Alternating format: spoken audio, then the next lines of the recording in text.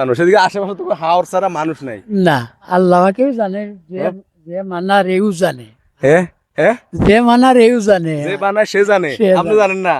এদিকে তো কোনো বাড়িঘর দেখি না, না। 8-10 কিলোমিটার মধ্যে কোনো বাড়িঘর নাই। ও সাইডটা কি যদি কেউ আয়, রাতের বেলা কে আসবো 10টা বাজে? কেউ আসতো না, হ্যাঁ কেউ আসতো না। কেউ আসবে? আসসালামু আলাইকুম।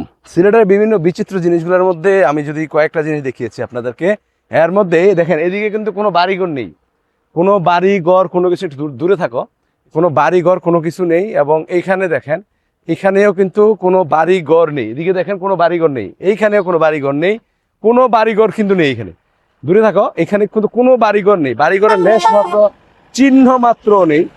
আর এদিকে দেখেন কোনো বাড়িঘর তো প্রশ্ন আসে না, পুরোটাই হাওর, পুরোটাই হাওর, একদম সম্পূর্ণ হাওর। কোথাও কিন্তু কোনো হাওরের বাড়িঘরের কোনো চিহ্ন নেই। কিন্তু এখানে দেখেন একটা মসজিদ আছে, এখানে একটা মসজিদ আছে, সামনে আসো, এখানে একটা মসজিদ আছে। এখানে লেখা আছে মসজিদের নির্মাণ কাজ চলিতেছে এবং হাফিজিয়া মাদ্রাসা। এখানে মসজিদ, মসজিদে নামাজ পড়তে আসবে কে জানি না, আল্লাহ তাআলাই ভালো জানেন। আল্লাহ সবকিছু সৃষ্টিকর্তা শ্রেষ্ঠ, উনি সবকিছু জানেন। এখানে কে নামাজ পড়তে আসবে, যিনি তৈরি করেছেন তিনিই ভালো জানেন। এখানে কে নামাজ পড়তে আসবে আমার জানা নেই। তো এত সুন্দর একটা মসজিদ তৈরি হয়েছে এখানে, যা বিকল্প নেই। ঠিক আছে, একটু এদিকে আসো, এদিকে আসো চাচা, একটু দাঁড়ান। মাছ ধরে আইছেন? কোথায় গেছেন? গেছিলাম, আচ্ছা, এইখানে যে মসজিদ বানাইছে, নামাজ পড়বো কে? নামাজ পড়বো মনে করেন, নামাজ পড়বো মানুষ মনে করেন। মানুষ এদিকে আশেপাশে তো হাওর ছাড়া মানুষ নাই।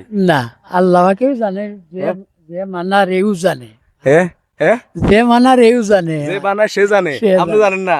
এদিকে তো কোনো বাড়িঘর দেখি না, না। 8-10 কিলোমিটার মধ্যে কোনো বাড়িঘর নাই। ও সাইডটা কি যদি কেউ আয়, রাতের বেলা কে আসবো 10টা বাজে? কেউ আসতো না, হ্যাঁ কেউ আসতো কেউ আসবে না। এইখানে মসজিদ বানানোর কোনো দরকার ছিল? আমার মনে হয় একটু ভিতরে বানালে ভালো হইতো না?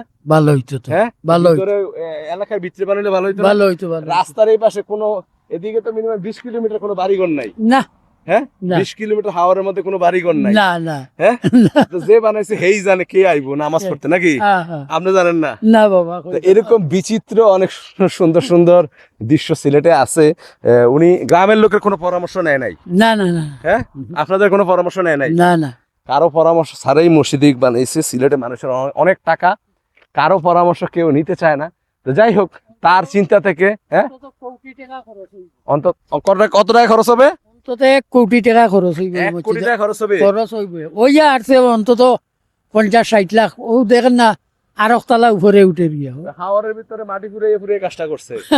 হ্যাঁ এটা কি আপনার কি হয়, মেয়েটা? মেয়ে, আমার মেয়ে। আপনার মেয়ে? তো যাই হোক, সিলেটের এরকম বিচিত্র অনেক চিত্র আমি আপনাদেরকে তুলে ধরার চেষ্টা করি। একটু দূরে থাকো, তুলে ধরার চেষ্টা করি। এইরকম মসজিদ কেনই বা সে তৈরি করেছে সেই জানে।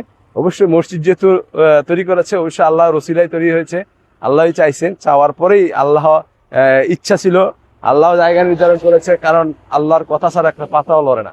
অবশ্যই এখানে মসজিদে মানুষ আসবে, আমি সেই দোয়া করি, সেই শুভকামনা রেখে ভালো থাকবেন, সুস্থ থাকবেন। আসসালামু আলাইকুম।